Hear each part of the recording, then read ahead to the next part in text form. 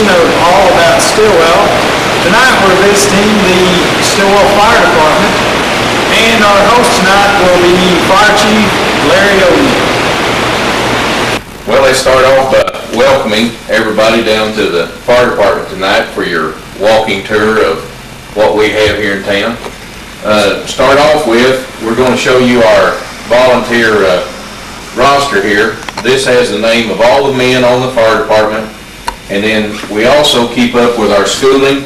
We're required to have 12 hours a year per man. We normally have anywhere from 150 to 200 hours per man.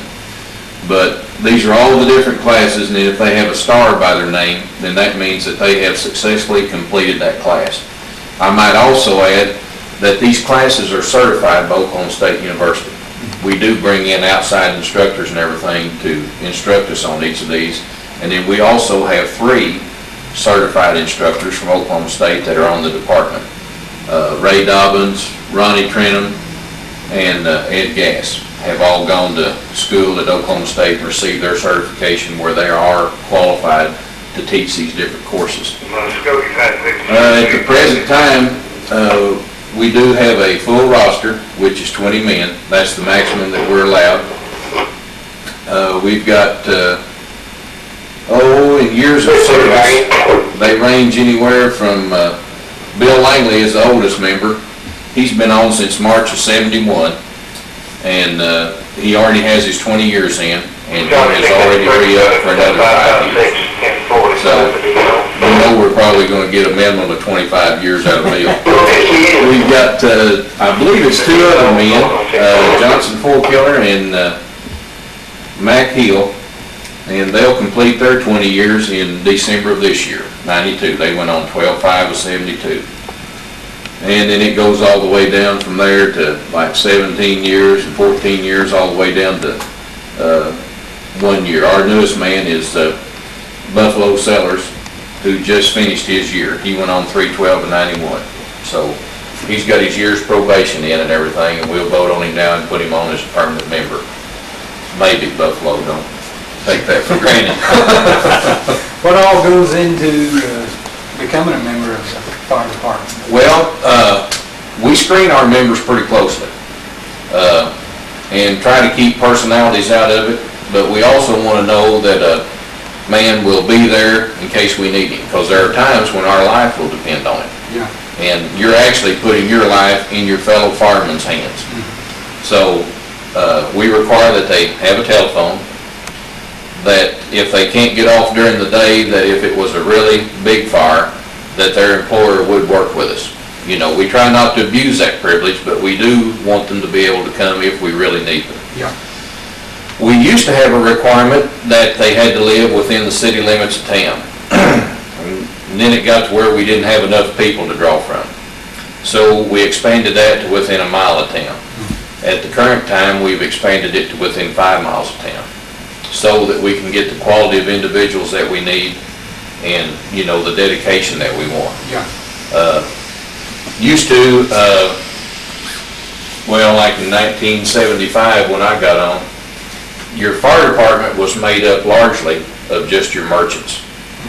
You know, at that time we had Julius Thomas at the cleaners, and Dad was up at the bank, J.T. Worsham had the tractor place and everything. It was just your V. Vanderheiden, Kenneth Raines at Oklahoma Tire. But we don't have all the individual merchants like we used to have.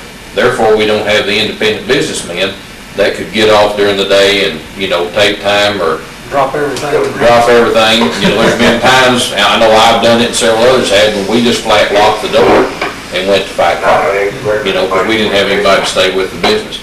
But we're at a disadvantage now because we don't have all the small merchants. So we've had to expand our range and just ask for employers to be a lot more lenient with us and more helpful. But we've got an excellent group of men. I noticed one female. Yes, Edith Dobbins, Ray Dobbins' wife, and we're awful proud of Edith. Edith does all of our videoing. The mock traffic accident that's put on out at the high school every year before the junior senior banquet, Edith, that's hers. She takes that from start to finish. Coordinates all the various departments, ambulance, police, fire, and everything. Highway patrol, brings us all together, sets it up, and then oversees the whole operation. So, and we're real proud of that. For the last 2 or 3 years that we put that on, where we haven't had a single fatality out of junior senior banquet. And there were years in the past when we couldn't make that statement. Yeah. So Edith is responsible for that, and all the parents that appreciate that mock traffic accident and the results of it, well, she deserves all the credit for that. We also have several EMTs, emergency medical technicians on the fire department now. Johnny Alberti, Marvin Christie, Roger Fourkiller, Dwayne Poore, and then we've sent Ed Gass, Buffalo Sellers, Vince Cochran, and Johnson Fourkiller to school. And they've passed their course and everything, but they haven't taken the state test to be certified. Yeah. So we've got 4 guys that are certified EMTs and 4 more that are in the process. And what that will do is if we have a disaster or if we had an unusually large car wreck, then they'd be there to assist the ambulance people. Yeah. And instead of John Ketcher and his crew being so covered up, well, we'd have some guys that'd be trained in everything that could assist them in handling the victim. Yeah. So the training and everything has come just a long, long way since, whenever I first joined, and you just rolled out there and everybody grabbed the hose and you did what you could. And 9 times out of 10 we were cooling off the foundation before we left. So, but nowadays, learn to get out of the way of the equipment when you're pulling it off. Right. Yeah. That's one of the first lessons. In fact, I gave a little school on that the other night, how they need to have their shields down and everything, or they'd end up with a broken nose like I did. But just the training and the equipment. We'll go out here in the fire department here in a minute, and I'll show you the different equipment and everything that we have. Part of this we built, part of it we bought, part of it, we just scrounged and got from one place or another. But the citizens of Stilwell need to be very, very proud of the city council, because under Hugh Zimmerman's direction and the council, they have just worked with us excellent. The rescue equipment that we have, the Jaws of Life, we have a new cascade system back here which fills the breathing bottles, the air bottles for the firemen that they wear when they go inside a structure fire. None of that would have been possible without the mayor and the council's backing. And, they all have just worked excellent with us. And this city now has something that they can really be proud of. Last year in June, we went to a Class 6 rating. And probably a lot of people don't really know what that means, but in Oklahoma, all the different towns are assigned a different fire protection rating. And you start out in a rural area with a Class 10. And then your rural fire departments like Tri-Community, Highway 100, Highway 51 West, and Mid-County, those departments that just have minimum equipment and minimum manpower, they can be rated a Class 9. All 4 of those departments that I named are now a Class 9. That's the next step down. Then you can go to a Class 8, which up until 1982, Stilwell was a Class 8 fire department. In 1982, we went under an ISO inspection, and that lowered us to a 7. Westville at the current time is a Class 8. To give you an example of the difference in fire departments and how they're rated. In June of last year, actually in January of last year when we did our rating. The Insurance Services Office came down, examined our equipment, tested our men, checked on our water supply, and then all of that together is figured into a formula that gives you the overall rating. And we were able to drop from a Class 7 to a Class 6, which was about a 30 to 35% savings for most of the people on their homeowners policies or their fire policies on their homes. On commercial buildings, it ranges anywhere from 15 to 25% savings. So it made a big difference for everyone, and it's one way that they can see an actual return on their tax dollars. You know, a lot of times we spend tax dollars or whatever, and then the individual's not able to see a direct return. Yeah. But anytime we can lower this classification, then they're actually getting something for their tax dollars and able to put more money back into their pocket. So I think that everyone was, you know, well pleased with that. And now then, it's pretty well been a year since that went into effect, so everyone's had a chance to see, you know, the effect and the renewal and everything of their policies and see how it's saving money. But we worked awful hard on that, and we're real proud of that. And at the current time, we're also later on this year probably going to test for a Class 5. There's not as much savings going from a 6 to a 5 as there was dropping from a 7 down to a 6. But we just want to be the best that we can be, and it's, I guess you could say it's an ego thing. If we can go to a Class 5, that will put us ahead of Salisaw and Telequal. This fire department will have a higher rating than either one of those two. And we compete with those guys all the time. We have schools together and what have you. It'd just be fun to tease Bob Adrian and the guys over at Telequal, and then tease the guys down Salisaw and say, don't you wish you'd be here still? You know, so anyway, that's kind of what our goal is right now. But if you want to, we'll go out through the door here and take a look at the equipment and stuff. Okay. This truck, as you can see on the door, this is truck 5. We purchased this truck in 1985. This is a 1985 Ford. This truck was bought with a grant. This truck did not cost the citizens of Stilwell a dime. All of this truck was, I believe, $37,000 to tow the equipment. And at that time, there were some grants available, and we applied for one, and we were one of 2 departments in the state that were awarded a grant. So that's how this truck came to be. This truck has a 53 horse Volkswagen engine on the back, has pumping capacity of 250 gallons per minute, carries a water load of 1,200 gallons in this fiberglass tank. We use this truck mainly for grass fires and also for rural structure fires. We do that mainly because at most rural structure fires, we don't have a very good water supply, or there's not access to a water supply that we could draft from or refill our tank. Yeah. So if we're going to be effective on a rural house fire and, you know, give the property owner a chance of saving his house, we've got to attack it with as much water as we can. Okay? And on a rural fire, we take truck 5, and then if we can walk right on back here just a minute, this next truck that you're going to be seeing here is truck 4. And truck 4 was built entirely by the members of the Stilwell Fire Department, and it has been remodeled several times. The original truck here is a 73 International.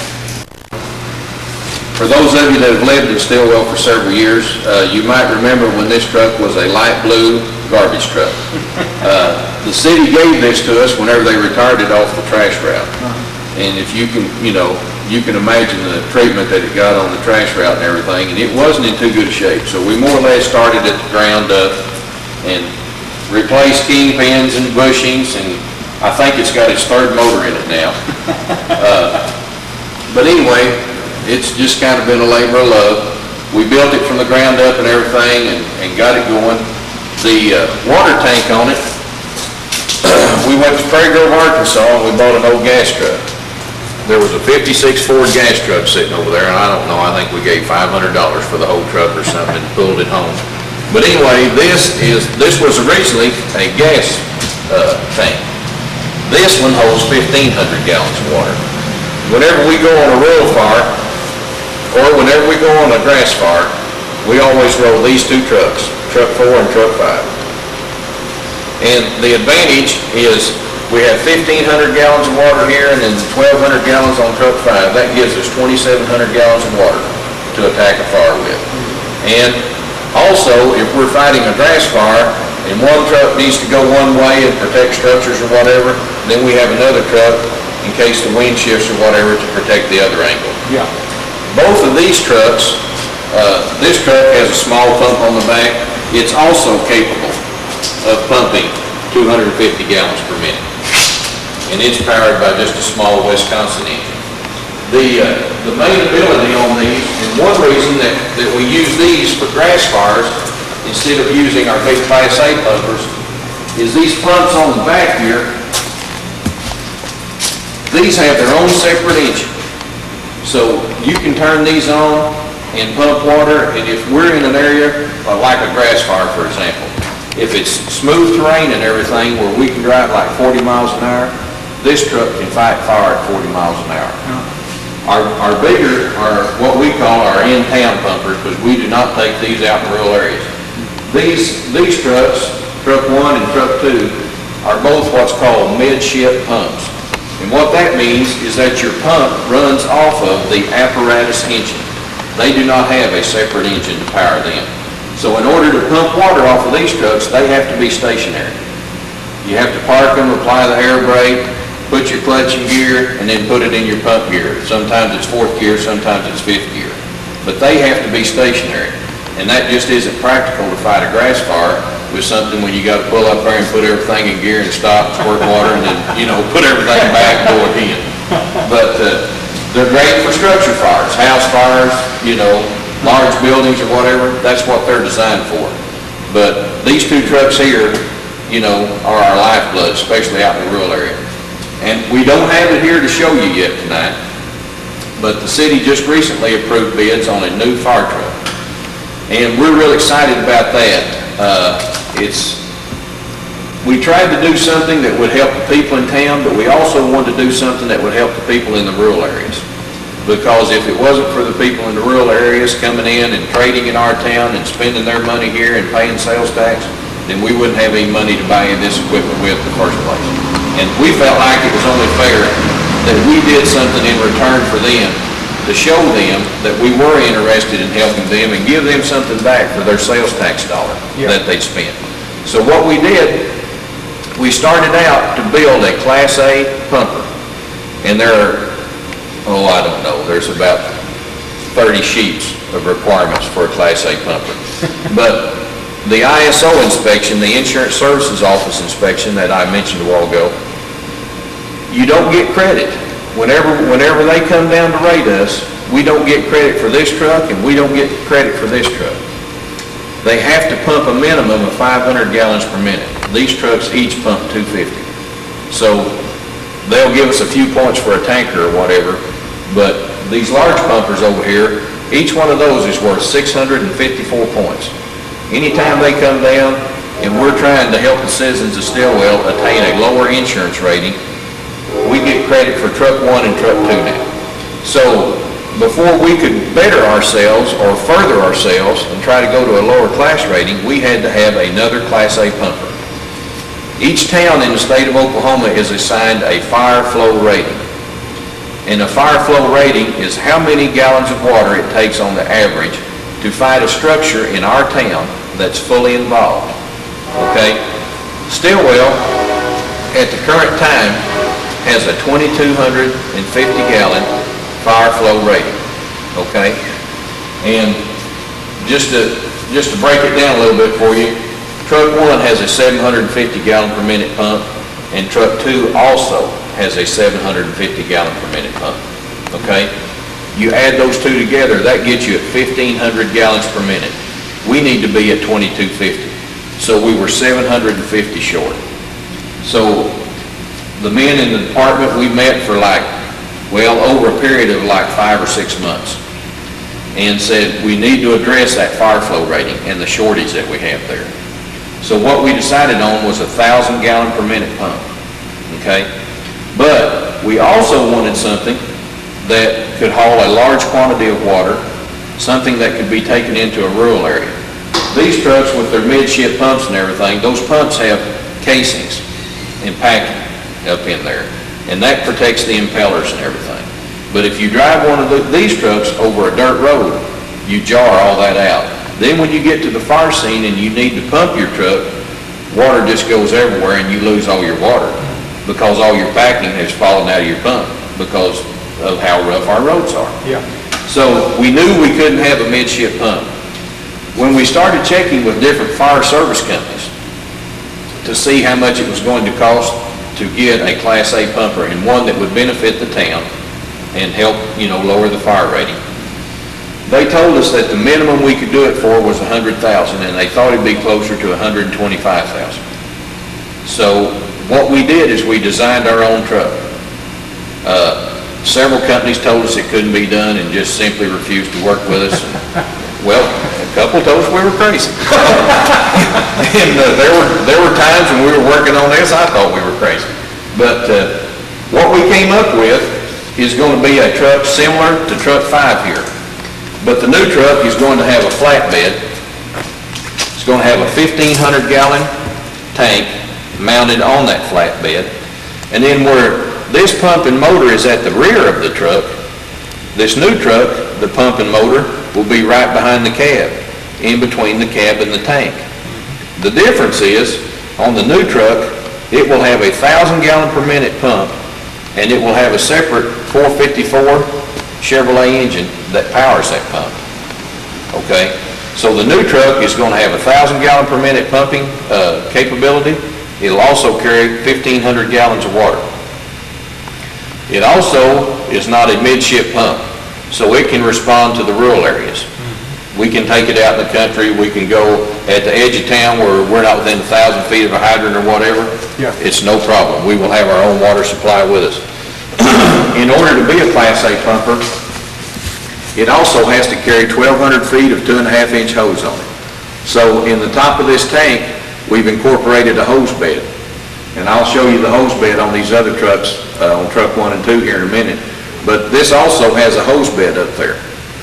And then it's going to have a step here on the back, and then the fireman can just reach right up and get that. On the one side, we're going to have old compartments up about 6 feet tall. They will have brackets that will extend out with what we call the SCBAs. And SCBAs is self-contained breathing apparatus. That's what we wear. That's our air supply when we go into a house. It'll have 4 of those with 4 spare bottles. It will meet 1901 guidelines, which is what's put out by the National Fire Protection Safety Association. And we have found a way, we've already accepted bids, but we're going to get a Class A pumper that'll pump 1,000 gallons per minute, carry 1,500 gallons of water, benefit the rural as well as the in-town people. And we built it for $65,000. And it's being built down at Wilson Fire Equipment Company in Van Buren, Arkansas. And the chassis came in the 19th of February. The bed's in, the tank's in, and they're getting ready to install the pump now. And I'm trying to tell them to hurry up because I want it for Strawberry Festival so everybody can see it. I don't know if I'm going to get that done, but I'm pushing as hard as I know how to push. But anyway, the interesting fact, since that has come about, and since Tom Wilson down there works so closely with us, they now have orders for 4 more trucks identical to this one from towns down in southern Arkansas that had been trying to figure out a way to buy a Class A pumper but couldn't afford the $100,000 to $120,000 price tag. So Tom's real proud of us right now because when we started out, he told us we couldn't do it either. And we couldn't have done it without him, but he never would have tackled it if we hadn't have been, so convinced we could do it. But it looks like it's going to really work out and really make a nice truck and be a popular truck. To have 4 sales off of one that hadn't been built yet, you got to think they like the idea of it. Yeah. Let's walk on over here. This is our oldest truck that we have. This is Truck 1. This is a 1969 Ford. I think when I started up the other day, I think it has 11,000 miles on it. There's no telling how many hours it has, pumping hours. But actual road miles, 11,500 or something like that. It's a 69 Ford, but I would put this truck up against anybody's truck. This still is one of the best trucks of any town around here. We had some trouble with it a while back, and we had a distributor cap breaking down and some minor things, but we've gotten all that fixed. We were having some pump trouble on the packing that I mentioned earlier, about the packing falling out, and we checked with different fire companies, and they were wanting like $500 to $1,000 to do it, you know, and I thought, man, we had to drive it to like Oklahoma City or Van Buren or wherever. And one day, we happened to be having a fire meeting with Highway 51, and I mentioned to L.E. Baird that we were trying to find somebody to put back in this pump and everything, and L.E. said, well, Larry, we can do that for you. We work on irrigation pumps all the time. And I said, you all can work on that? Yeah.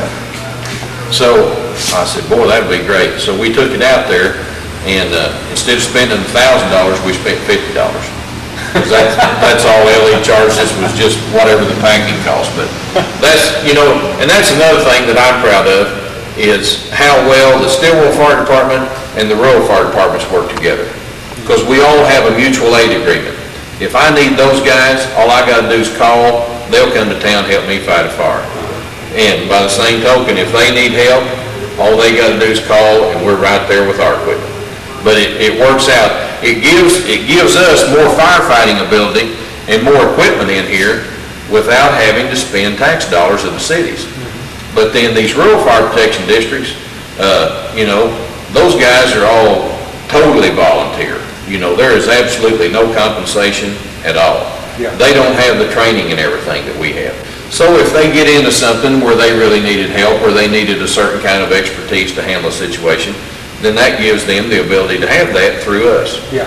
But it's something that's really worked out nice, and these rural departments are a bunch of dedicated guys, and the people in their communities, you know, just really, as time goes on, they'll learn to appreciate them. But, you know, at the present time, they just really don't know how fortunate they are to have them. Yeah. The difference on well, let's go over here in between these two trucks, and then I can, these truck 1 and truck 2 are almost identical in the way they're equipped. Truck 2 is a 1976 Ford. Both of these trucks have 750 gallon per minute pumps. That's what they're rated at. The drawback to these, as I mentioned before, is that each one of them is a midship pump, which means that the vehicle has to be stationary before you can engage the pump and actually pump water. And then they only carry a 500 gallon booster tank. So these trucks are not designed to fight fire where there's no water source. These trucks are strictly in-town trucks. They're designed to respond to a fire, and when you drive by a hydrant, one man jumps off the back, grabs the hydrant, hooks that up, and then when they pull up to the fire, they've got 500 gallons there to start with. They start pumping, and by the time the 500 gallons is gone, then there's a water supply through the charge line coming through the truck. Each one of them has a 500 gallon tank, and both of them are in excellent shape. We also have our trucks equipped with a monitor device, and this is the large device up on top that has the big nozzle with the yellow ring. That nozzle is capable of putting out 1,000 gallons per minute. Now, our trucks are rated at 750 gallons per minute, so we can't supply it fully. These trucks are rated at 750, but the last time we had them tested, both of them went up close to 1,000. So they'll actually give us more output than what they're rated by from the manufacturer, okay? But what that will do, if, for example, if we had a large downtown fire and we had a row of buildings that we needed to protect or keep the fire from spreading, we can park one of these trucks in an alley or whatever, wherever we want to protect. That will throw a stream of water an entire city block. That's the nozzles we use if anyone's ever been out to the pump pond and seen the display. Yeah. That's the ones that shoot clear across the pump pond. And for a long time, we didn't have those, but this one on the monitor on truck 1 is plugged directly into the truck, and it takes 3 of our discharges to feed it.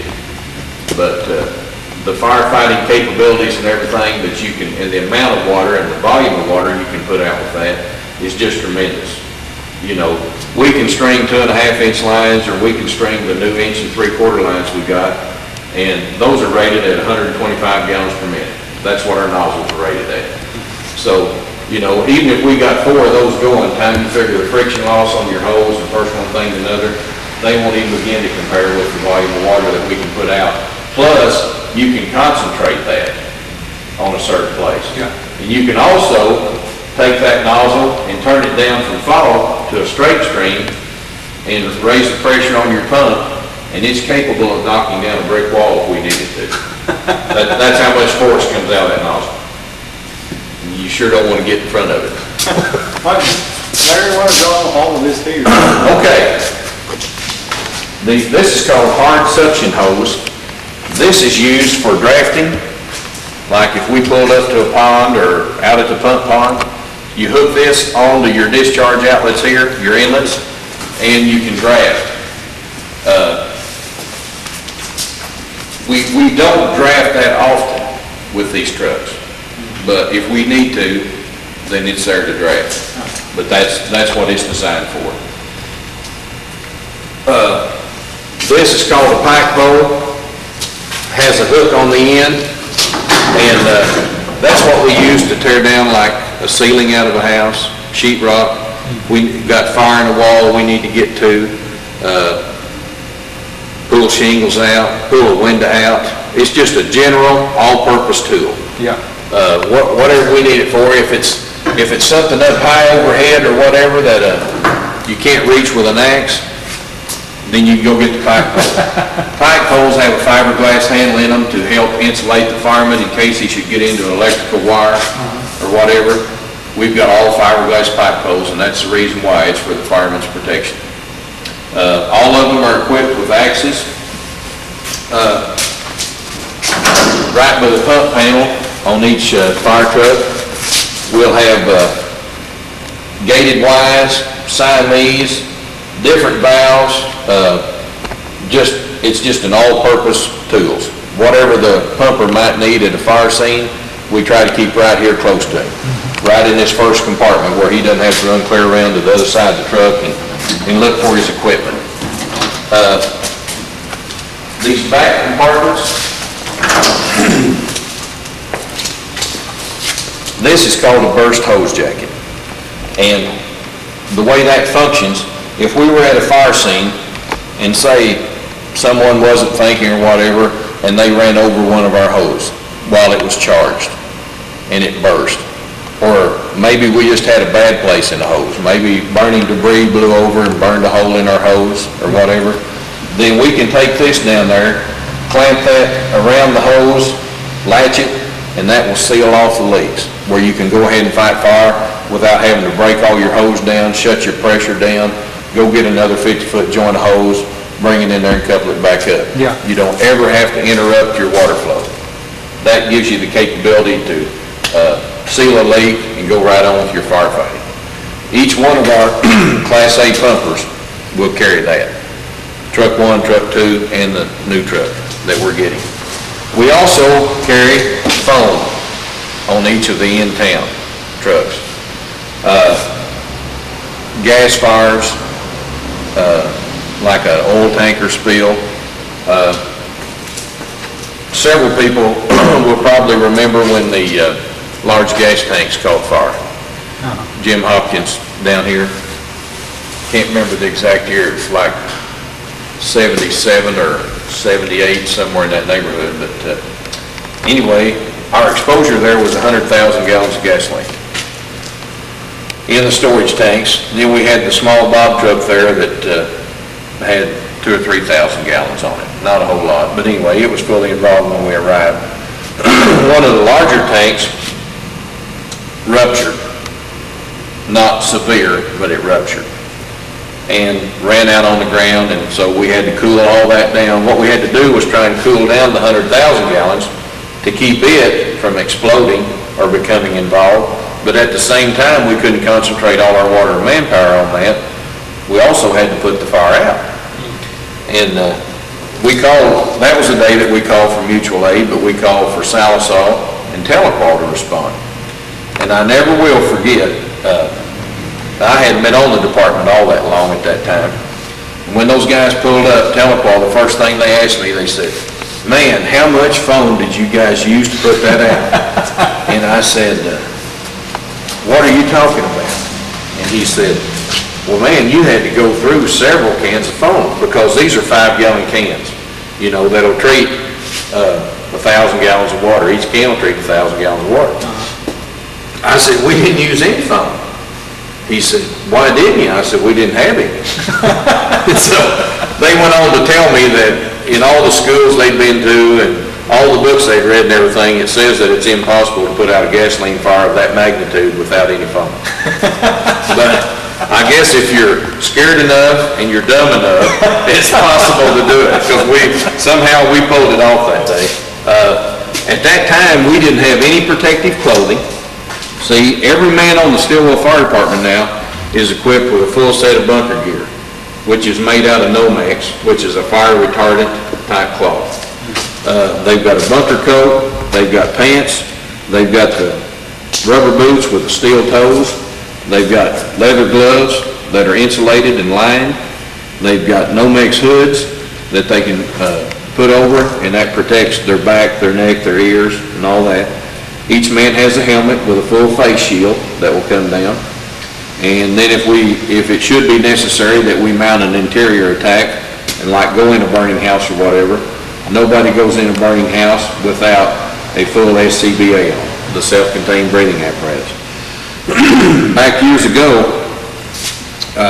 we didn't have any of that. Like when this big gas fire came, I had a little synthetic type plastic coat on, and it melted and ran off my back. And I never will forget when Rick Ritter and I got through fighting the fire that day. Well, we went back up to my house up here and put sunburn lotion and salve on our legs where we burned our legs, because all we had was just pants. You know, we didn't have any protective gear, and everyone had some pretty good, well, worse than a sunburn, you know. But, you know, I mean, we didn't wear any because we didn't have it to wear. Yeah. But now then, you know, like I said earlier, through the efforts of the city and everything, every man does have full protective gear. And we've had some cases where porches fell. Ray Dobbins had a porch fall on him about 3 years ago now. And if it hadn't been for his helmet and his protective gear, we would have lost Ray that night. But, because it cracked his helmet, you know, and he was pinned under there. And the other fireman ran in and lifted it up off of him. But where it was burning and everything didn't get to Ray because of the Nomex protective clothing that protected him. So I know of one life that it saved right there, you know. So it's been well worth the expense if it never saves anyone else. It's been well worth the expense. But it's like I tell the council whenever we're talking, you know, I don't mind asking those guys to volunteer and to donate all their time and everything, but I sure hate to ask them to go out there and die without any protective gear. Yeah. And they've agreed with me, and that's the reason that we have the fine equipment that we have. Around on the other side, well, let's stop right here on the back. On the back of the fire truck is a hydrant wrench. For years, these were carried up in that first compartment there. But what made that so unhandy is like if a guy was on the back of the fire truck, when he reached and grabbed his hose and went to grab a hydrant, then he had to stop or have the truck driver stop and run up there and say, hey, you got a hydrant wrench in that compartment? So we've alleviated that problem. Now all he has to do is just reach over and grab that, and he's got his hydrant wrench.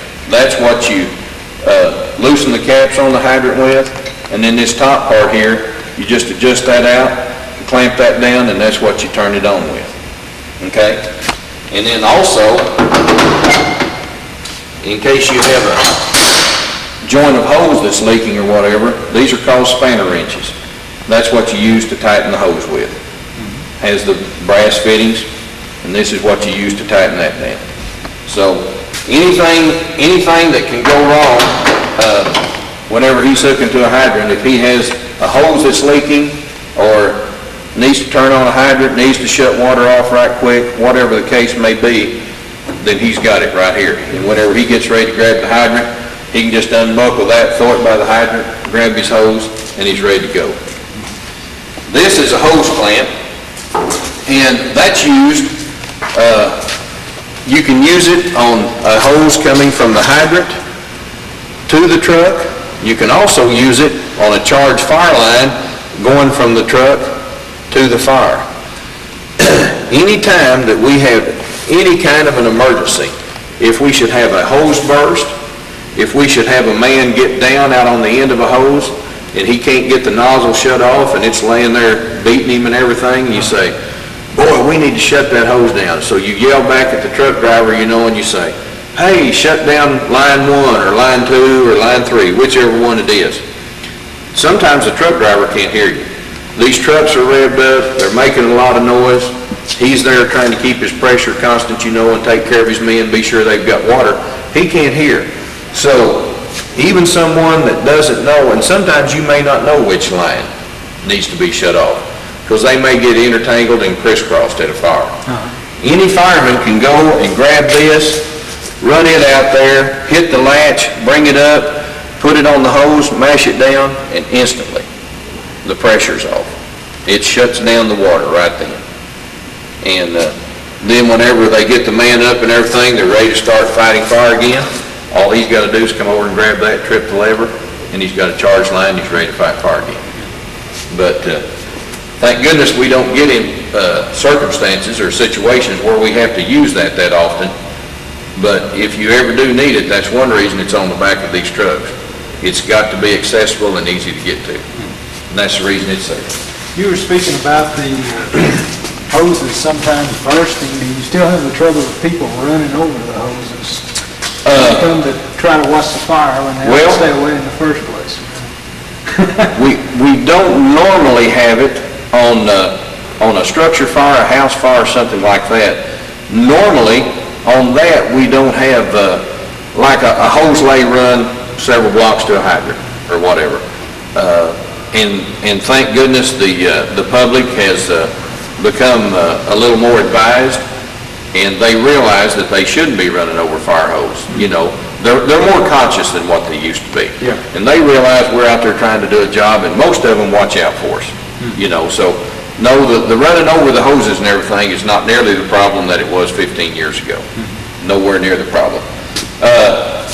On our trucks, we carry 2 different sizes of hose. Up in the middle, this is the 1,200 feet of 2.5-inch hose. This is what we lay anytime we're hooking to a fire hydrant. Sometimes we'll lay 2 of these and have 2 charge lines coming to the truck to supply it. It is an ISO requirement that you carry a minimum of 1,200 feet on your fire truck. Theoretically, that will let you reach at least 2 city blocks, okay? Now, on a large downtown fire, we would use this for a supply line coming from the hydrant to the fire truck. You can also use these as attack lines and take it from the truck to the fire with a nozzle on it. For example, when Main Street Cafe and the dime store, the discount store, and all that, when that burned several years ago, I was up on top of Fletcher's Hardware with a 2.5-inch line trying to keep it from going into Stilwell Pharmacy and trying to keep it out of Fletcher Hardware.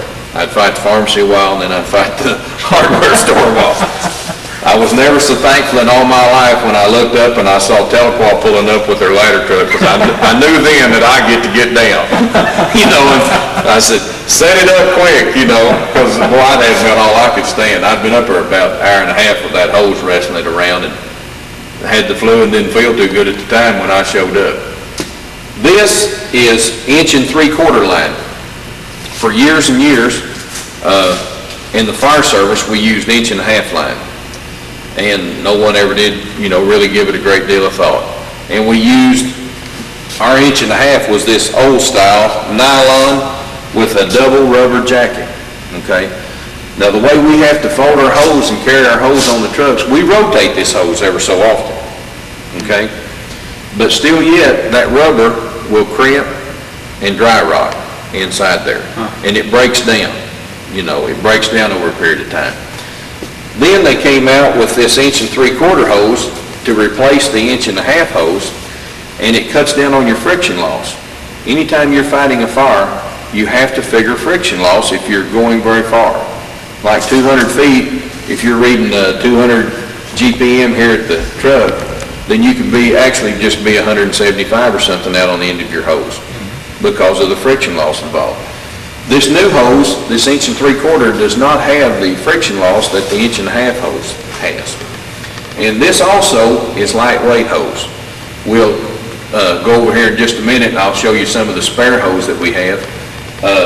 But this has lightweight connections where the old hose has brass connections, and there's about a 30 to 40% weight savings on this hose versus the old style hose.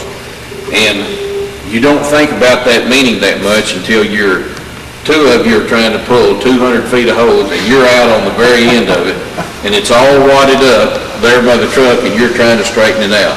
And then if you can save 30 or 40% on your weight, that is a real savings. Yeah.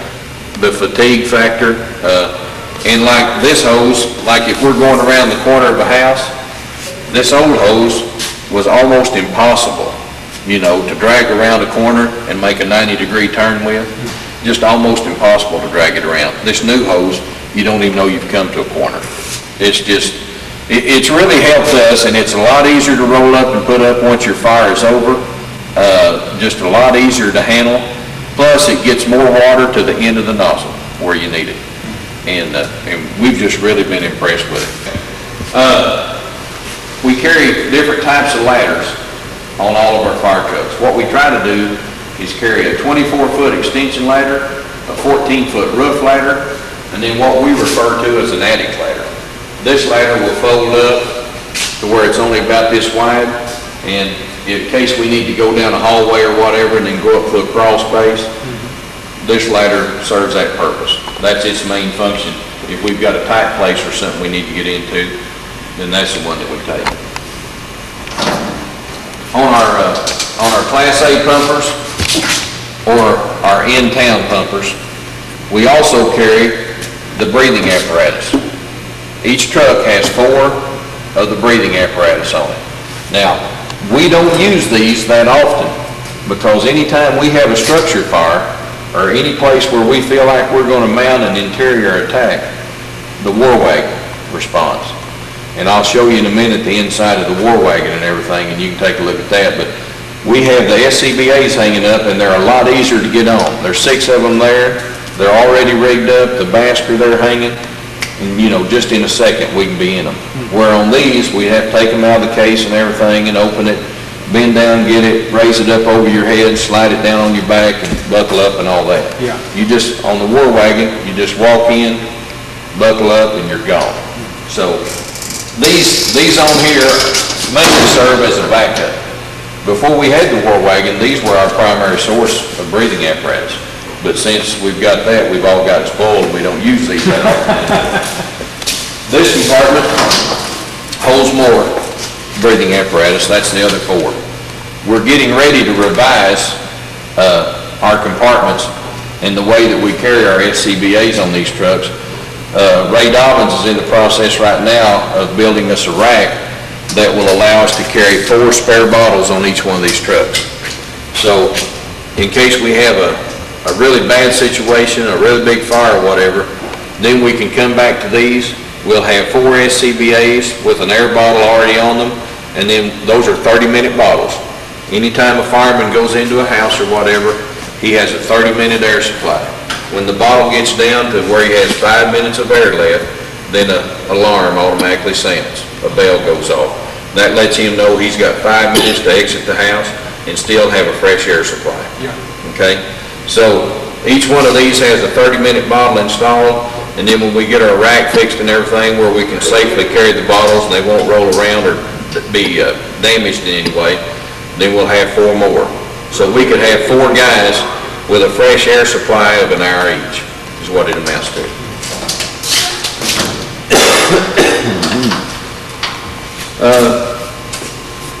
These lights are telescoping. We can raise those up. These are called Federal Night Fighters. We've used several different types of lights over the years, but these have proved the best. They're the clearest. You can tilt them, twist them, wherever you need light at. Well, we can light up a large area with those. Let's walk around here just a minute, and I'll show you the hose, and then we'll work our way back and I'll show you the rescue van and the War Wagon. That's two vehicles that we more or less built from the ground up. Maybe take a little extra pride in those since we did build them. This is the old style hose. You can see the thickness. This is all brass. Pick one of those up, you can tell how heavy it is. Yeah. Yeah, very heavy. Okay, and then this is what replaced it. Oh, That's, yeah, yeah, see the you difference? really feel the difference.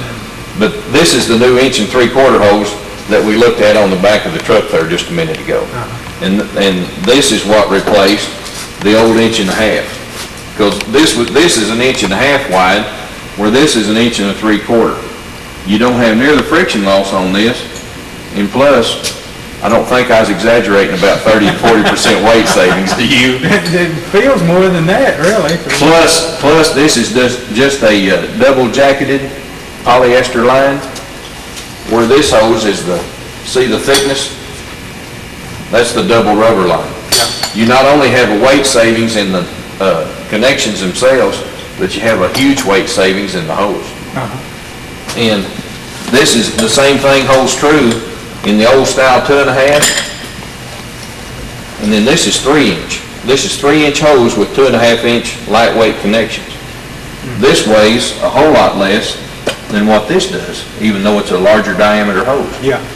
So there's quite a few strides being made in the fire service to try and help the firefighters and fight the fatigue factor. And anytime they make something lighter that I've got to carry, well, I'm tickled to death. This new yellow hose up here, this is all lightweight hose. It's brand new hose. It's all been tested. We took it out, held it on 200 pounds pressure for 5 minutes and tested every joint, marked it to be sure there was no slippage or no loose connections or anything that might cause us a problem. And we've been buying this as we go along, and what we're trying to do is hopefully here in another month or two, we'll have enough of this 2 1/2 inch hose accumulated where when the new truck comes in, we'll have our 1,200 feet to equip it with. But this hose runs about $3 a foot. So you don't buy 1,200 feet of it all at once. You call and you say, I usually tell the guy down at the fire service place where we buy our hose at, well, we think we can handle another 100 feet, so ship that to us, you know. So we've been buying this at about 100 feet at a time, and each joint is 50 feet, so you can tell it's taken a period of time to accumulate this, but we're getting to the point now where we don't like a whole lot having enough of that and enough 1 3/4 to equip our new truck with all new hose. And a lot of the hose that we have in service is 20 years old. And the reason that it still works after 20 years is because after every fire, we come in here, and let's walk back this way. The life of your hose is the maintenance and the care that it receives. A lot of departments, I talked to a department not that long ago, and I said, what do you all do to try to make your hose last? And they said, well, a lot of times if we think about it, say, when we come in from the fire, so we'll take a broom and sweep it off. Well, big deal, you know, you might as well just skip that. But the guys that designed the fire station that were on the fire department in 1971, whenever this fire station was built, had the foresight to put a hose van in. And what we do after every fire, whichever one of the guys has their pickup at a fire, we'll just back their pickup up there and load up all the dirty hose. You know, this will have ashes on it. Sometimes it'll have hot tar where a roof is melted or whatever and run on it. Yeah. We bring all the hose in here, put it in the pit and everything, and then we've got a high pressure washer over here. And we bring it over here and we wash it all off in this pit. You wash one side and then you flip it and you wash the other side. Then once you get both sides washed and everything, the metal racks that are in the bottom, that keeps it suspended. It doesn't actually get down in the muddy water and the dirty water when you're washing it. It keeps it suspended and keeps it up out there. We rinse it off and everything, and then the guys will just walk down through here and pick the hose up and hang it up on these rollers. and then we just hang it all along this wall. And then if you'll notice this heater up there, we've got those vents turned where when that heater kicks on, that kicks warm air all down this wall, which speeds the drying process up. Yeah. Because a lot of times, we don't have a chance for this hose to really dry good till we go to another fire and we bring in a whole nother dirty patch. Kind of like your mom keeping up with your laundry department. Anyway, we had to have it where we could dry it as fast as we could. So this is what has worked out the best for us. But, you know, I often marvel at this because in 1971, this was not a common practice to have a hose vat like this to wash hose in. So the guys that were on the Stilwell Fire Department in 1971 had a tremendous amount of foresight in order to look ahead and have this put in. Because I'm sure that there was quite a bit of added cost to form this out and everything, fix the drain in the far end and plumb it and all that. And I'm sure there was a pretty good fight with the council at that time in order to sell them on the idea of why do you need a hole in your floor? Yeah. You know. But we've used it ever since 1971 and it's just proved invaluable. Because it also looks to me like from the size of the building that they were foresighted on that also. oh yeah. They knew the department would grow and all this, like the War Wagon and the Yeah. rescue van. Yeah, and this building has served us well, you know, it has taken care of us.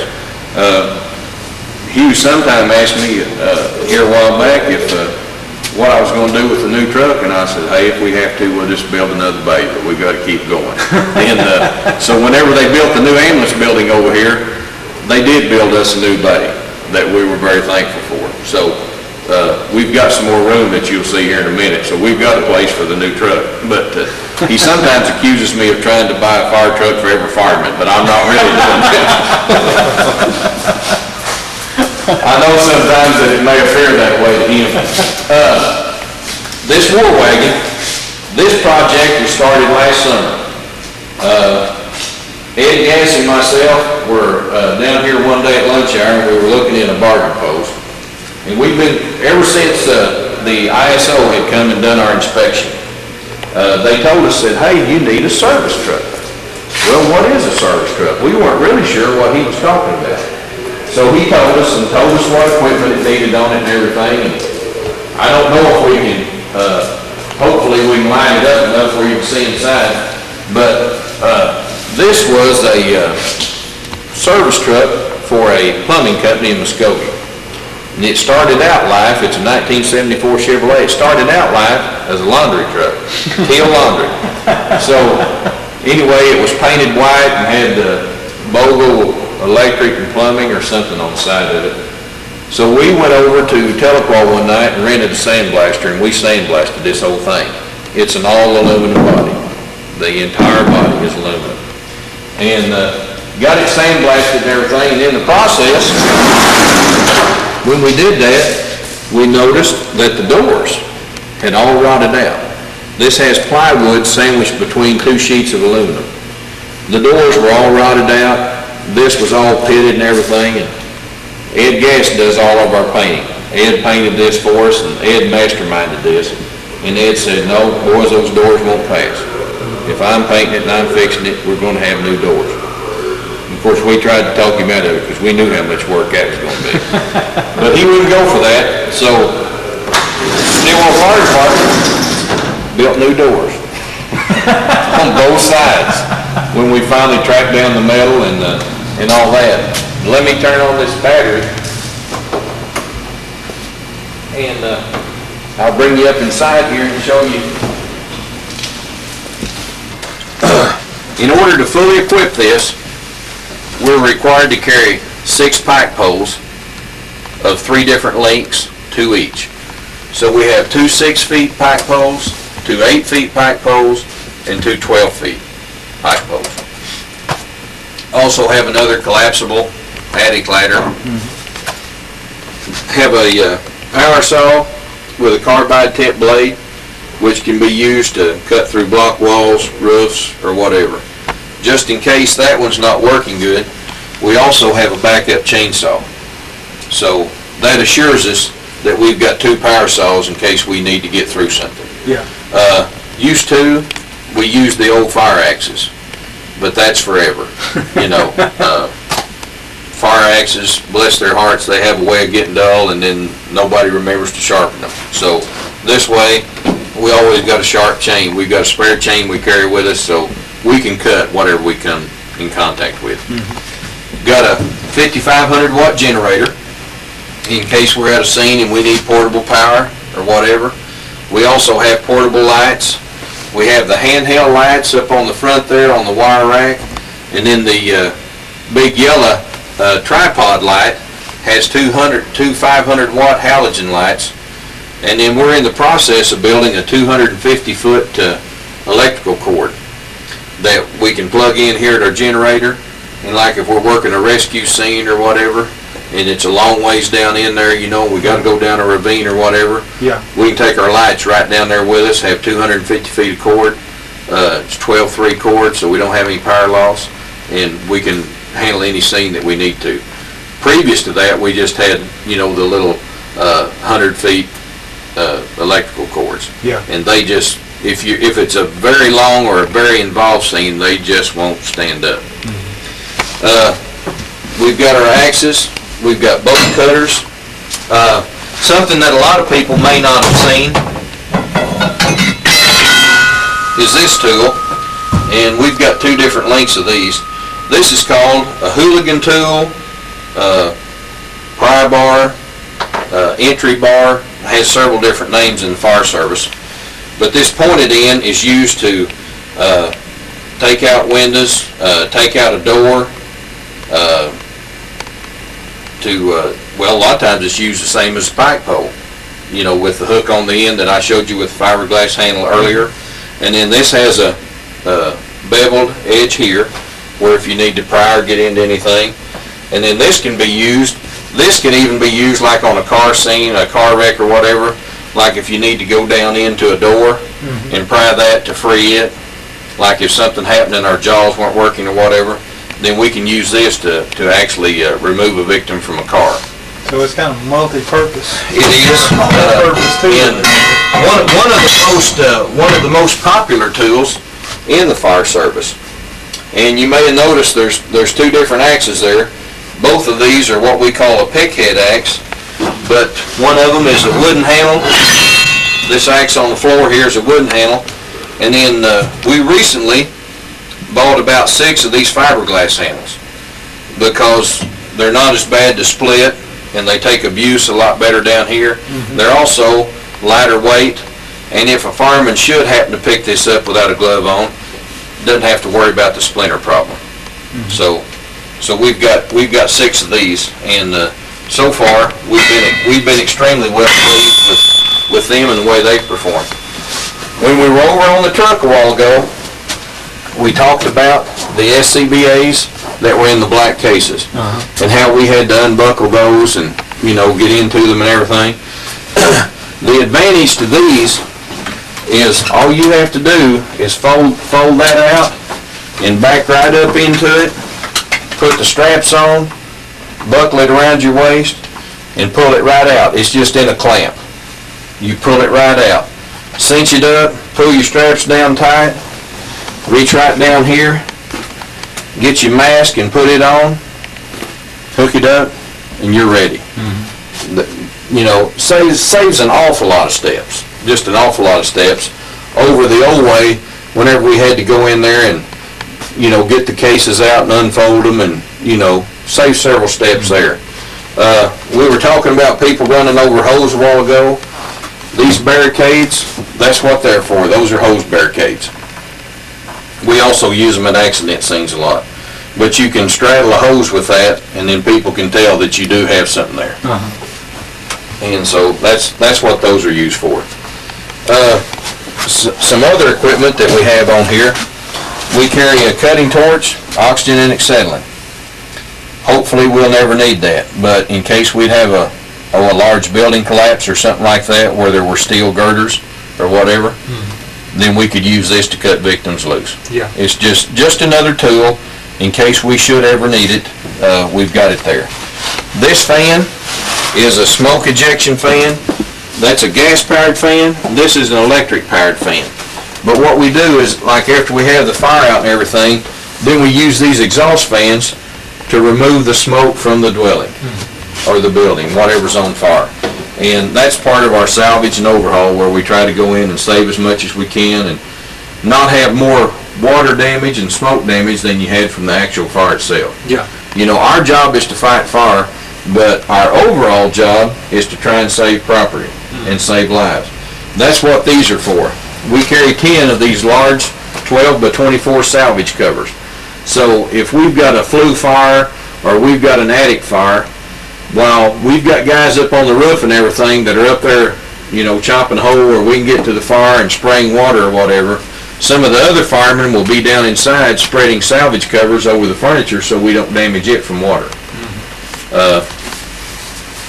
A recent fire where we used these and were able to save some of the living room furniture and everything was on Coach Barton's house.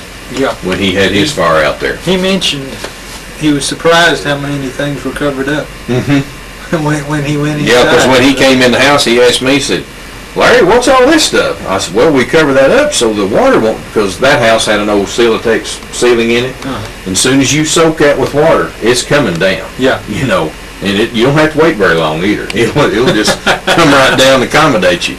But Tim was real surprised that I think that we took some of the pains that we took. But it pays off. It really does.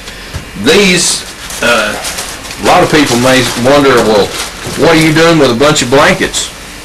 Well, we went on a rescue back in the fall.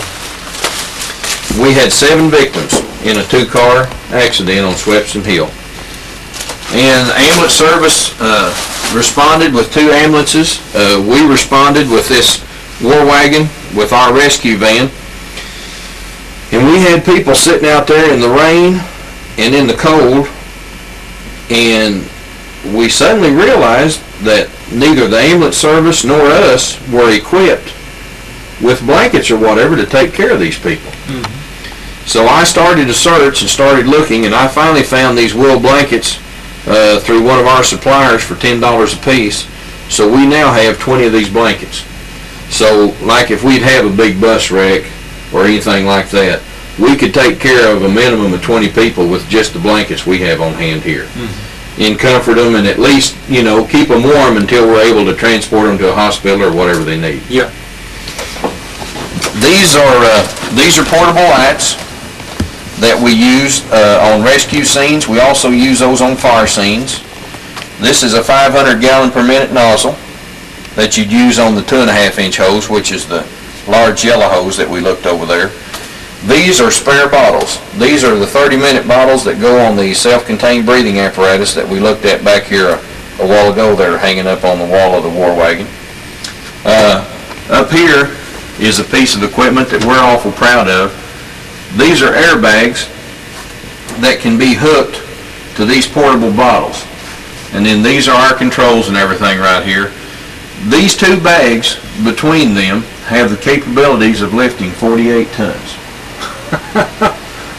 And I know everybody's going to watch this show and just say, boy, that guy didn't realize that mistake, but they really will. These are special bags. These are not just your basic rubber bags. These are steel reinforced with Kevlar sewn in. And they have the capacity to lift 48 tons. These boards are protective boards, which we made. We slide one of them on the pavement, put our 2 bags in between, and put the other one on top. That way we don't have a chance of a sharp object or something puncturing one of our bags. But we have the capability, for example, if a large semi or whatever wrecked out here on Highway 59 and was over on its side, we have the capability to lift that semi even if it's fully loaded. We have the capability to lift it from 24 to 36 inches in case we needed to get someone out from under it or whatever. But these bags will actually lift that much. And like I said, they're portable. You just run them off of your air bottles. They run off compressed air. Okay. What we've got here is a portable air chisel. This also runs off our air bottles, but this is air powered. And this has all the different chisels in it. And all you do is just slide one of these in, hook it to your air bottle. We can take the roof off a car. We can go through the wall of a house. We could go through a large bus, like that was on its side, and we need to cut a hole in the floorboard or something to get to someone. Yeah. This will cut through all that. And that's another rescue tool that we didn't have in the past that we do have now. And also, like on the jaws where we've got our gas-powered motor and everything, which is a pretty large unit, that's pretty bulky. One man can grab this, another man can grab an air bottle, and you can work in a very confined place. Gives us a lot more accessibility, to places that we couldn't really reach before. Yeah. But we just recently got this, and we're awful proud of it. Okay, this is a rescue van. This is a 1976 Chevrolet ambulance. This was given to us by the city when the ambulance service retired it. Well, then we told them we'd like to have it, so they gave it to us to use as a rescue van. And then what we've done is basically just take out everything out of the back and leave the shelving and everything. We do carry some medical supplies on here. Not nearly as much as what a regular ambulance carries, but we do carry some. We carry extra backboards in case they need us to help them extricate several victims. Then we've got additional backboards. One of our firemen, Mike Hill, made all these backboards. And I don't know, probably the general public doesn't realize how high something like that can be, but we just went down and got plywood, and then Mac donated all the time and made those for us. So we don't have hardly anything in our backboards. This piece of equipment is one that we had wanted for several years. Back several years ago, when the ambulance department would call us and request our help on an accident or whatever, really I was embarrassed to go, because whenever we would get there, we'd use an axe, or we'd use that hooligan pry bar that I showed you to try and get a victim out, because that's all we had. We didn't have anything to address that particular rescue type situation with. So we went to the council and told them that we'd like to buy the jaws of life. So they said, well, great, how much is it? Well, it's about $18,000. So after we performed CPR on all the council members, they said, boy, I don't see how we can spend $18,000 on a piece of equipment that just does rescue. So we went out into the public and our merchants here in town and asked them if they would be willing to donate money. So the fire department held a fund drive to raise money for the Jaws of Life. The city was really behind us. I don't think we had anybody tell us no. We raised a little over $10,000 just out of private donations. Then the city said that, we told them, after we saw it was going pretty good, we said, would you guys be willing to match whatever we can raise? And they, thinking, that we probably wouldn't be able to raise very much, and that'd be a safe bet, they said, yes, we would. We'll be glad to match whatever you all can raise. And so at that time, we announced that we'd already raised $10,000, and we appreciated their cooperation. But to save embarrassment, well, they went ahead and matched the $10,000, which we'd raised out in the community. And that bought us this power unit, which is a 5-horsepower Briggs & Stratton with a hydraulic pump on it. This is the power source for the Jaws. I don't know for sure if we've got enough light to see, but a lot of the kids in the schools, every year at the mock traffic accident, we use this equipment. We show them the spreaders and the cutters and all that, and then also out at Marietta at the safety fair. We try to cut up a car and show all the younger kids how this equipment works. But basically, you can apply this. You can use your spreaders to actually lift a vehicle up off of someone that's on the ground. Or you can take the cutters, cut the front door post, and then go back on the back part of your roof on the car, make 2 cuts, clamp down, and actually just peel the roof right back off of a car. It actually will open a car just like you would a tin can with your can opener at home. Yeah. It's the same principle, only on a little bigger scale. We also have traffic cones in this vehicle. We have traffic lights, we have orange safety vests, and most people will come up to me and they'll say, "What are you guys doing with those?" Slow and stop. But I just thought the highway boys had those when they were working on the road. What we found out, whenever we roll on a rescue scene, we were having an awful lot of trouble coordinating the sheriff's department or the police department, sometimes both, ambulance, fire, and all that. We found out that it works a lot better if we just assume traffic control, rescue, and all of that, okay? That frees up the police to do crowd control or go ahead with their accident report, make any reports that they need. It frees the ambulance people up to just concentrate on their victims because they know no one's going to run over them. Yeah. Or we're not going to have one deputy sending traffic through when the other deputy and the rest of us are wanting to hold them. I don't have any firemen that are exposed to any undue hazards or undue danger because it wasn't a well-coordinated effort. But it has just really worked out well for us, and now whenever we pull up on an accident scene, most of the highway patrol troopers in the area and everything that we worked with will just come up to me and say, "Okay, it's yours. When you're through with it, you let me know." And it's just really worked out great. But we were having a hard time coordinating all those different facets of the operation. And that's one reason that we assumed control of it, was so we could have a little better control of it, and we're all on the same frequency. Everyone hears what's going on, everyone's informed, and it has just really worked out great. Yeah. This is another vehicle. As I said, the War Wagon was a labor of love. We built it from a old $1,250 plumbing van, and same goes on this. Of course, this was orange and white whenever we started, ambulance colors. Yeah. And the wheels on this, the guys held a softball tournament and raised the money to buy the wheels. I have a lot of people ask me, say, "Well, did you all buy chrome wheels out of the fire department money and put on that?" No, we didn't.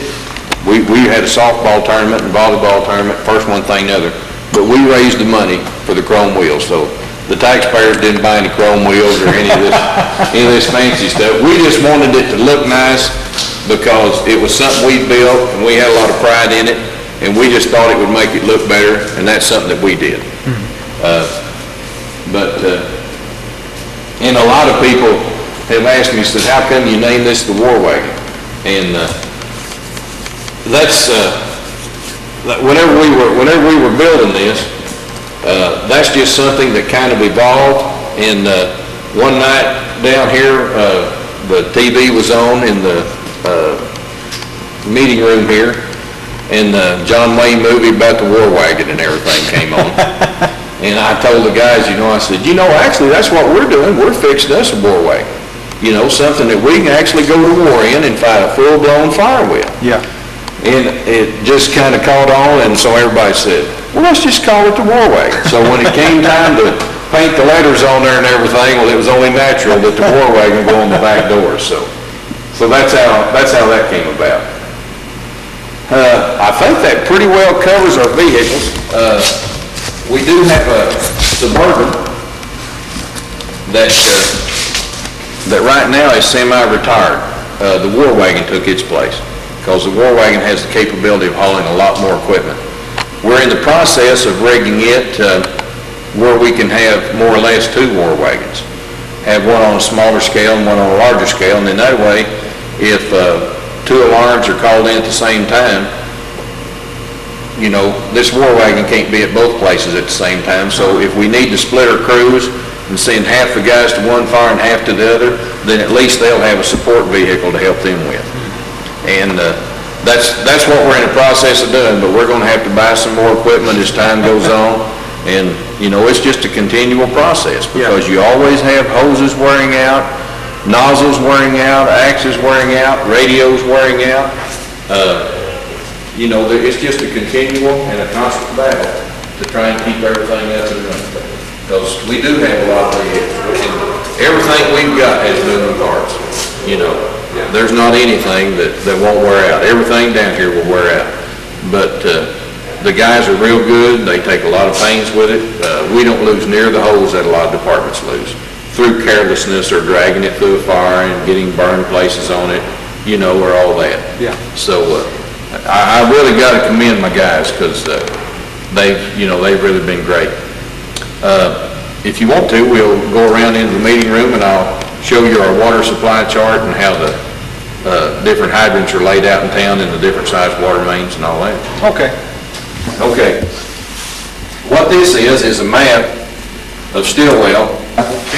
What we've done is go in and identify all of our fire hydrants and color code all that to show the different size water mains that we have in town. And this is the legend of the map down here. What shows up as a yellow fire hydrant and a yellow line is a 4-inch water line. The red hydrants that you see is a 6-inch.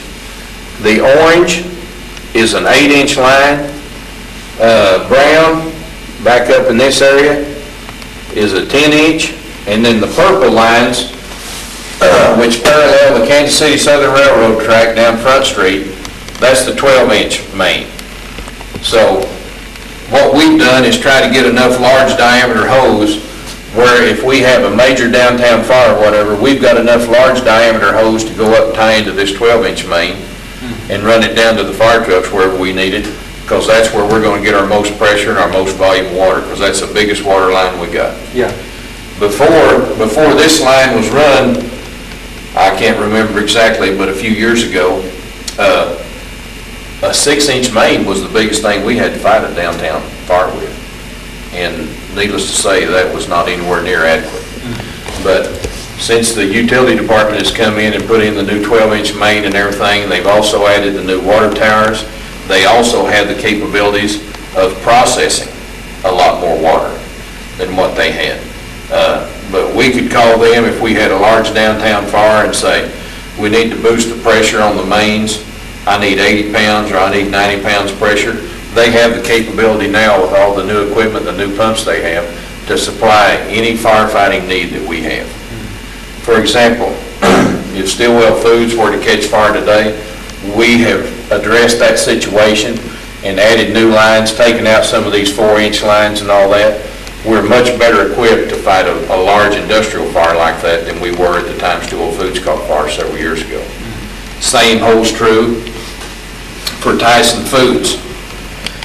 Here's Highway 51, and you can see that going out to Tyson Foods, we have an 8-inch main out there, so we have an adequate water supply in that area to fight a fire there also.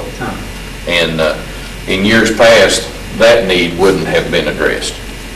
So, as a matter of fact, whenever we have a rating, whenever the insurance services office comes down, like they did last year when we were able to drop down to a Class 6, what they do is they come in and they rate your water supply system, and then they rate your fire department, and they assign each one of them points.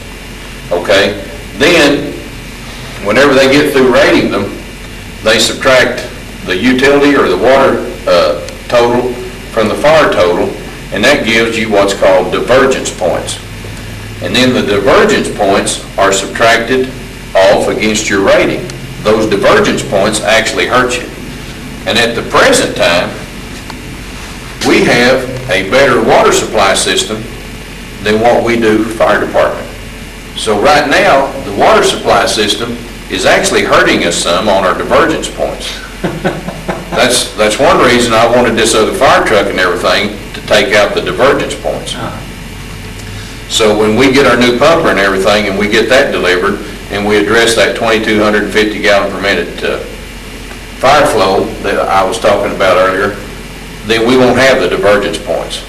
Hopefully, John Morgan and Larry Eagleton and those boys will have to hump to stay up with us now instead of being turned around and us trying to play catch up with them. But they've done a super job, and we're proud of them. But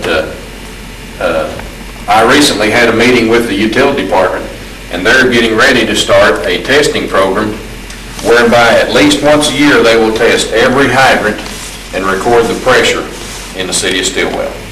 That way they'll be flushed, they'll pull maintenance, and if we have a fire, we'll know that anything works. Okay?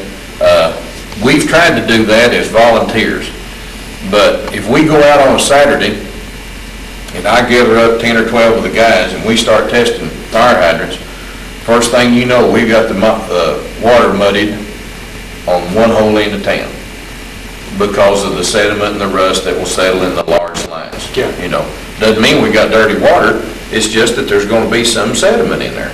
And whenever we crank up that many fire hydrants all in one day, then that stirs everything. This way, they can test just a few hydrants at a time and slowly move across town. They can pull maintenance, they know how to work on them, they know if it needs repairs, if it needs a part replaced or whatever, and that's just going to be fantastic. Also, whenever we go for this Class 5 rating, they will give us an extra 100 points if we have 3 years hydrant test records. And so Larry and them are going to start building those 3-year hydrant test records, which will also benefit us even more whenever we go for our next ISO inspection. But we've got all departments working together right now, the utility, the city, the fire department, the police, the ambulance, and that's one reason that we're starting to see the strides being made that we're starting to see now. But we don't have to take a back seat to anybody. Any of the other towns, and especially any of them that are comparable to our size. We're even, and hopefully by this time next year we'll be ahead of Telequa and Sallisaw.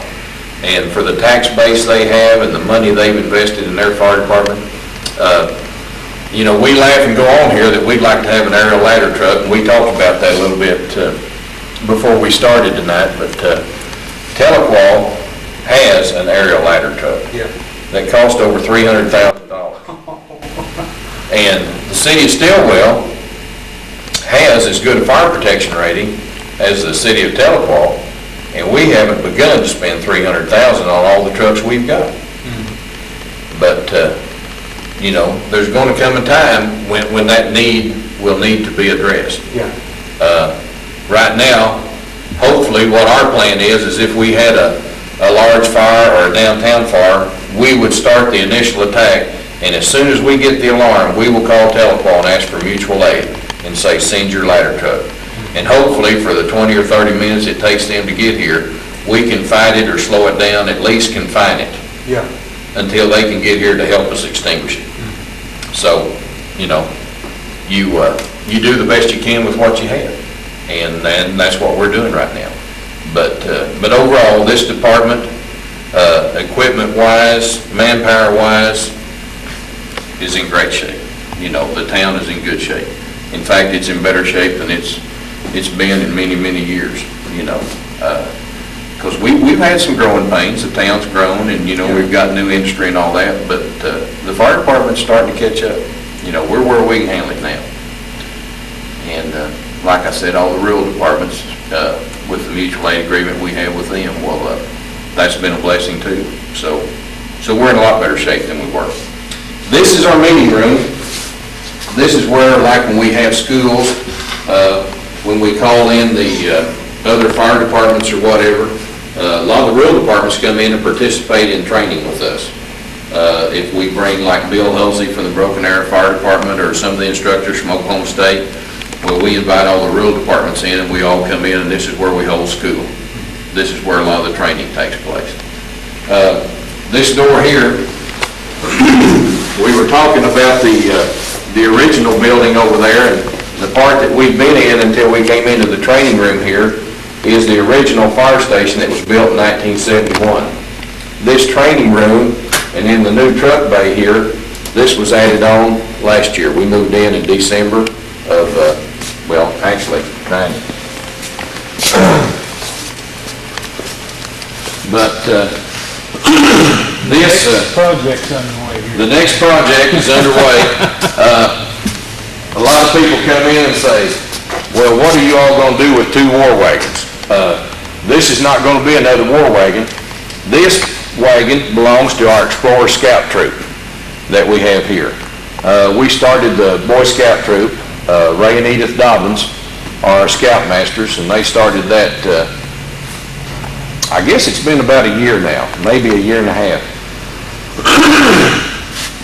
But we got this van donated from EODD, the Eastern Oklahoma Development District, and the scouts have been out here sanding on it and working on it, and I think they're trying to get a starter put in it right now. I don't think it'll run right now.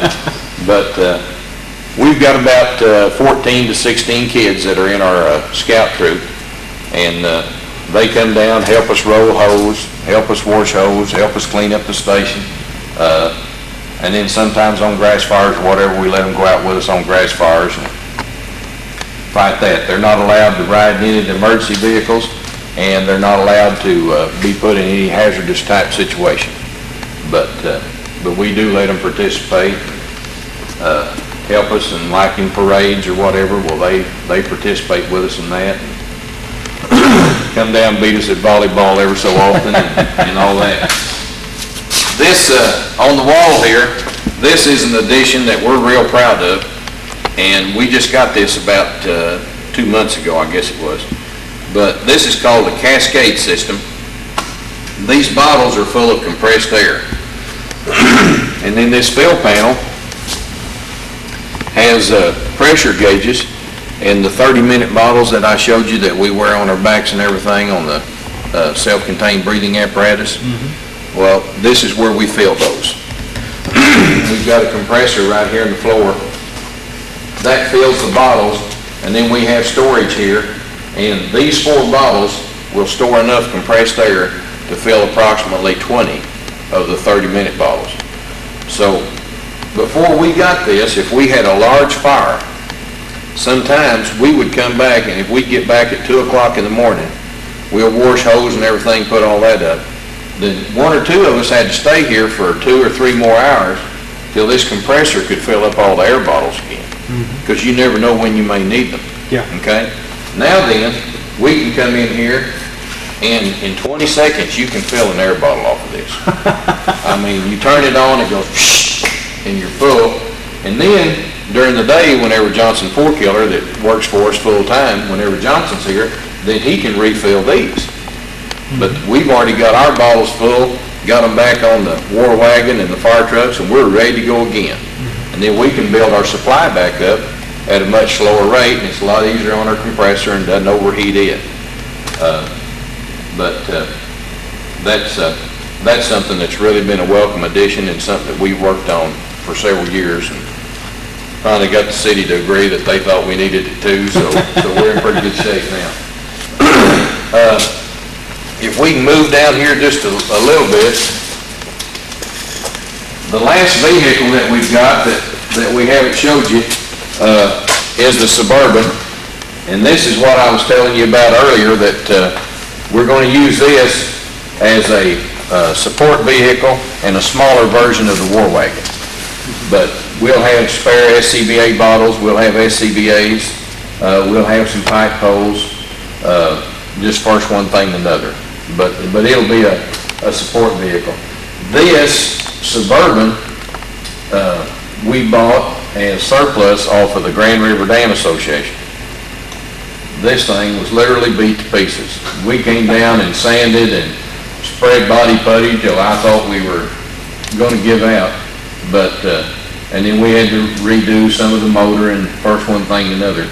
But the way that vehicle sits right there, the city has about $2,500 in it. And it made a nice vehicle. It's a functional vehicle. And it'll do the same job as a $10,000 Suburban will do. Yeah. But there's an awful lot of man hours that are donated down here that, you know, people don't have any idea how many hours these guys put in. They not only fight fires, go to school, clean hose, work at the station. They're body men, as you can see for this project, they're welders. They just do a little bit of everything. And another nice addition that we have is this large generator down here. And Alltel, our local telephone company, donated that to us. But we have this generator wired in to our main electrical panel. That furnishes auxiliary power for the fire station, for the city phone system, and for the ambulance service.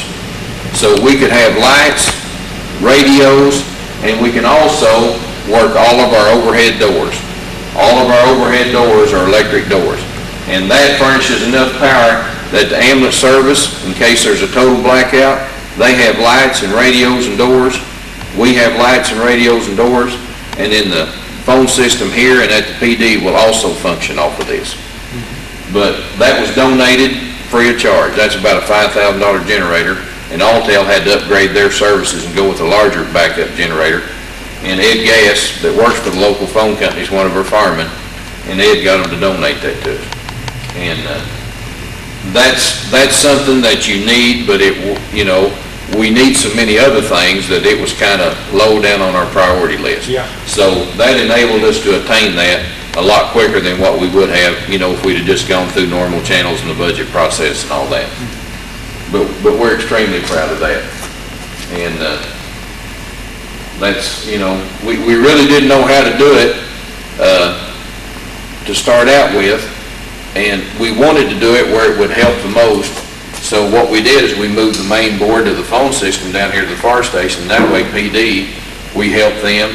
And of course, now that the ambulance service is right next door to us, well, it was a natural to tie all that in on one system. So it's worked out really great. It really has. I noticed from the walls and from the door, you must be anticipating sometime in the future getting a larger truck. The doors are quite a bit larger than the on the old building. If and when the ladder truck should ever materialize, this bay would be adequate enough to hold that. And yes, this door is about 2 feet taller than those other doors. And that's for the additional clearance, that you would have on a ladder truck or a snorkel truck with all that up above the cab. And of course, this bay, is as long as that entire fire station. This is the longest bay that we've got. So yes, it was definitely planned for future growth in case we ever did reach the stage where we could buy a ladder truck, at a reasonable price, and the city felt like it was justified, we'd have a place to house it.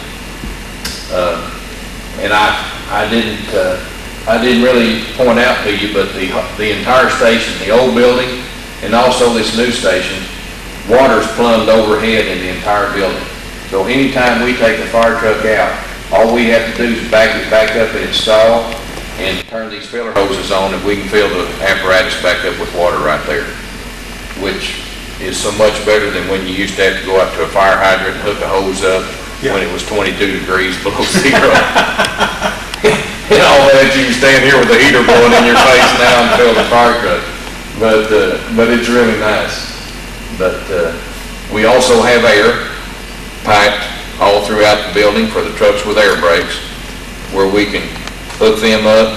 Instead of having to sit there and rev the engine and let the air build up and everything, you just hook the yellow lines up to the connectors that we have on the trucks, and immediately you have your air built up, and then as soon as your engine warms up, then you can pull right out of the building. You don't have to wait for the air to build up like we used to or not, which has cut about 2 minutes off our response time.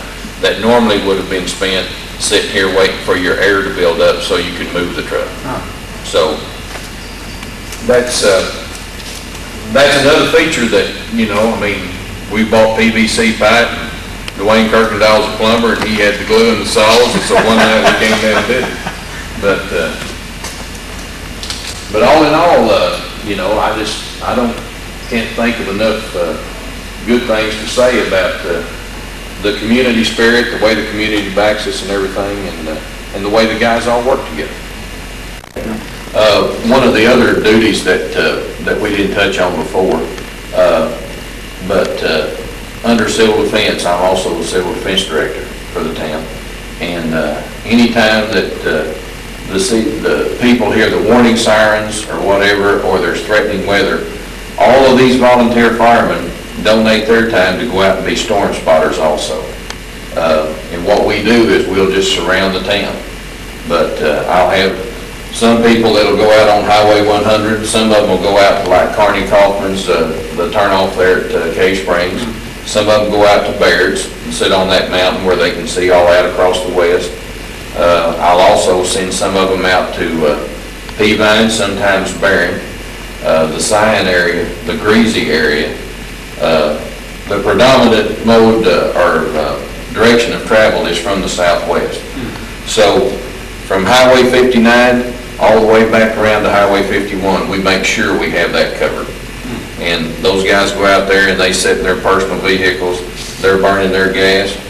If a hailstorm happens to come and it beats their vehicle up, it beats it up. There's no reimbursement from the city.